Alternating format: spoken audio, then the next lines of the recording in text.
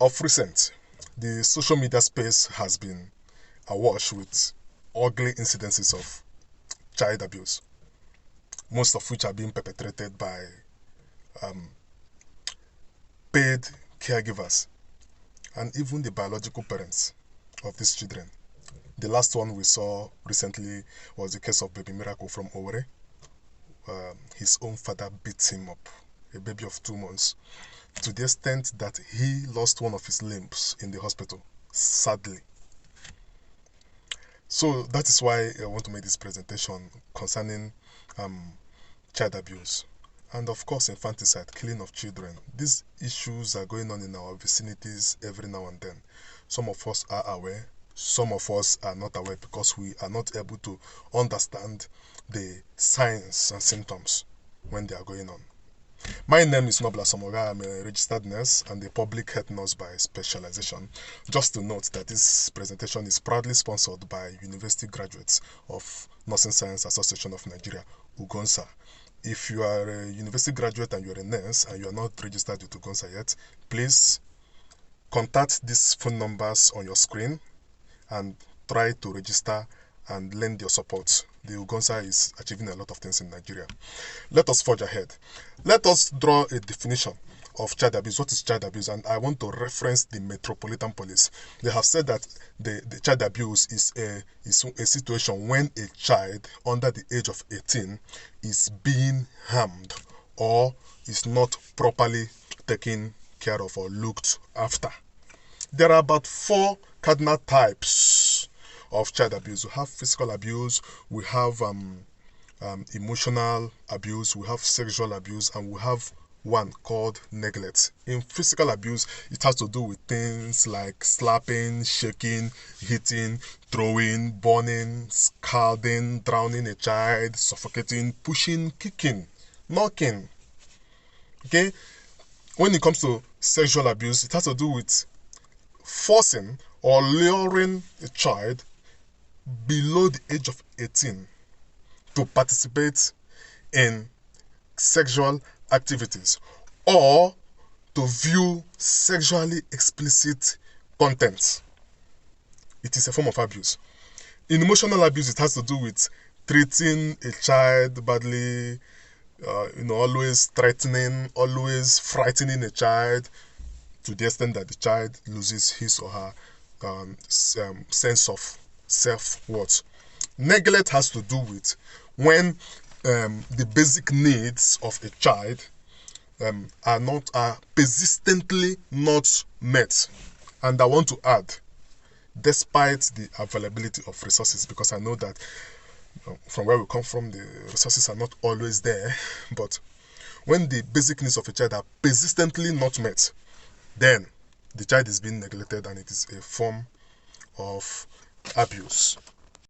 So, as parents, as guardians, as elder brothers and elder sisters, we are stewards. God has handed over these children to our care and keep. We need to look after them. They may not be able to protect themselves. They may not be able to look after themselves. It is incumbent on us to see the telltale signs of ongoing or impending abuse. When we're able to spot them, we'll be able to solve these problems. Let's talk about physical abuse. What are the signs of physical abuse? You, as parents, you need to look out for signs like unexplained weight loss, unexplained injuries, unexplained scar on your baby's body, unexplained marks, unexplained hair loss, unexplained fear for going to school. Your child who likes to go to school suddenly doesn't want to go to school again, and you are beating the child. Find out why the child does not want to go to school. Find out. Okay, so find out things like why is your child always protecting a particular part of the body, doesn't want you to touch him or her in that part of the body. All right, always covering a wound with clothes, even in hot weather, doesn't want people to ask him or her what is happening. All right, and we look at things like sexual, how do you know your child is being sexually molested or sexually abused? Extreme reactions like depression, self-mutilation. Sometimes you see a boy trying to cut his penis. Okay, you see children injuring themselves intentionally. These are signs that there might be ongoing abuse somewhere. As parents, we need to investigate into these things. Personality changes such as clinging Okay, isolation. All of a sudden, your child does not want to mix up. Your child begins to get scared of a particular adult. Your child does not want to go to school again.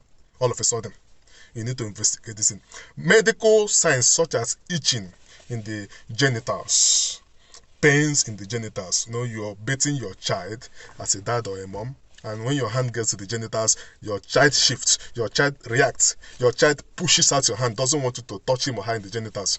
Find out what. Don't beat the child. Okay? Don't beat the child. Alright? Let's look at emotional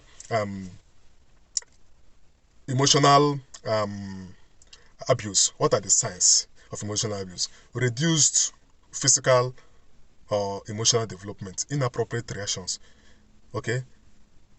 Continuous self-depreciation, when a child always make negative comments about himself. I am stupid, I deserve it. When something bad happens to a child, a child says, yeah, I deserve it. Okay. So neglect. What are the signs of neglect? I said persistent hunger, constant hunger, always looking dirty, minor medical problems, and nobody is taking care of them. These are signs of neglect. Okay. Poor social interaction is a sign of neglect. When you see some of these things, raise alarm. Whether the child is yours or not, don't say it's the father, it's the mother. No. In look at baby miracle. It's not the father that don't trust anybody when it comes to child abuse or safeguarding. It should be a collective responsibility. All of us should put hands together to protect children. Okay. So let's explore the risk factors. Individual risk factor. That is, what about the kids do you see about in a child that you know that this child might be prone to abuse? Every child under the age of 4 is prone to abuse. So if your child is under the age of 4, look after your child properly. Every child born with any form of disability, be it mental, physical, learning disability, that child is prone to abuse. All forms of abuse. Look after that child. Then, caregivers risk factor. What are the things you see in a caregiver? When I mean the caregiver here, it means anybody directly involved in caring for the child, be it the biological parents, adopted parents, paid caregiver, nannies. If any of these people is involved in alcohol, please, the person should not even take care of children anyway. Poor mental states, people that have score. Okay. Ignorance about the needs of a child, somebody who is not well educated, who is not well experienced about how to care for children, is prone to abusing children. Okay. Carers who have been previously abused can also abuse children, which is why we need to stop abusing these children so that they don't grow up to be rude, to be callous. When they survive it, they end up being rude and abusing others. So single parenting is another risk factor. With apologies, I don't mean all single parents abuse their children, but the stress and the emotional problems involved in single parenting and divorce can make you to vent your frustration on the innocent children. We have had situations where some women have killed their children, neglected their children, abandoned their children just to hurt their partners. So single parenting and divorce is a very big, or they are big risk factors that can contribute to child abuse. Okay. Low education and poverty can lead to frustration. Poor payment of the caregiver. When your nanny is beginning to complain that you're not paying well, look after your child. Either you pay the nanny well or peacefully find another person. Okay. So family risk factors. When a member of a family is in police custody or jail, it's a risk factor. Any children in that family can be abused because of frustration. Okay. It's because of stress. All right.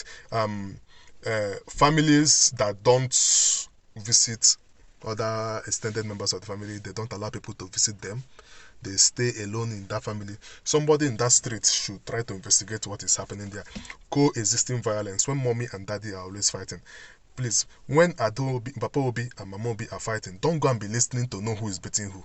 Try to save the children first, because the children are as well directly affected. Okay. High conflict and negative comment in a family where people abuse and use abusive words anyhow, children in that family are prone to abuse. Yeah, so let's talk about community risk factors, okay? Just like the same things you see in the family, because the family make up the community. In a community where there's high rate of violence, high rate of poverty, high rate of unemployment, people have easy access to drugs. In a community where people move in and out easily, where people don't settle for long, for any reason, I don't know. Well, there are some communities where people come in and after 2 or 3 months they move again. Such communities, there is a high chance that the children in that kind of community could be undergoing abuse. Okay, communities where there is no lack of food, disaster, war. Okay, these things can expose children to abuse, and every form of abuse on a child can lead to death. This is why I'm combining child abuse and infanticide. Okay, now when we talk about infanticide, I want to define infanticide from forensic fingerprints. They have defined infanticide as the act of deliberately killing an infant who is less than 1 year old. This is also akin to neonaticide, which is killing a child within the first 24 hours of birth. This could be direct or indirect. Direct by dehydration, by starvation, by use of drugs and suffocation. Indirect by mostly careless parenting. What are the causes of infanticide? When I mention that, now you now see that infanticide is directly related to abuse. Okay, unwanted pregnancy. We know that most ladies who have taken in without being married have ended up giving birth and killing their children. We know that. We don't need to dwell more on that, okay? I don't want to talk more about mercy killing. It's sensitive. Mental illness. When a caregiver or parent of a child has mental illness, all the children under their care are prone to abuse. As, there's this condition called puerperal psychosis, whereby some women put to bed and within the first 6 weeks post delivery they have mental problems. So people around them should take care of both the women and the babies until the period is over. Okay, so we are back. Some other causes of infanticide are beliefs about disabilities. There are some communities where it is believed that if a child is born with disability, the child should be killed. That is cruel. It is not too good. Gender preference, whereby there is a couple is in desperate need of a particular sex of a child, gender, and the baby that now came is the opposite of what they want. Maybe they want a boy and then finally a girl comes. That baby girl is very much prone to abuse and subsequent infanticide. Okay, and now the question is, who commits infanticide the most? A research carried out in the University of Manchester in the UK has shown that parents are the ones who do infanticide the most. Parents, yeah. So siblings do, strangers do, but parents do it most, intentionally and unintentionally. So why we are making this video is, if for any reason you suspect that a child in your vicinity is being abused or neglected, don't keep quiet because the child is not yours. No, raise an alarm, call the police, go to the social welfare and report. Okay, blow the whistle. If you don't know what to do, report to other people that live in the vicinity with you. We need to protect these children. We need to stop abusing them. We need to stop disappointing the future generation. When we don't take care of them, when we break their limbs, when we beat them up every time, we are disappointing them because we are not showing them love. We need to show them love so that they will grow up with love. We need to train them in order for them to have positive mindset. Because without it, they will still take care of us tomorrow. When we train them with cruelty, when we beat them up, break their limbs, cause them disabilities, who will take care of us when we are old? Especially those of us who are from Africa, where we depend on families when we get old.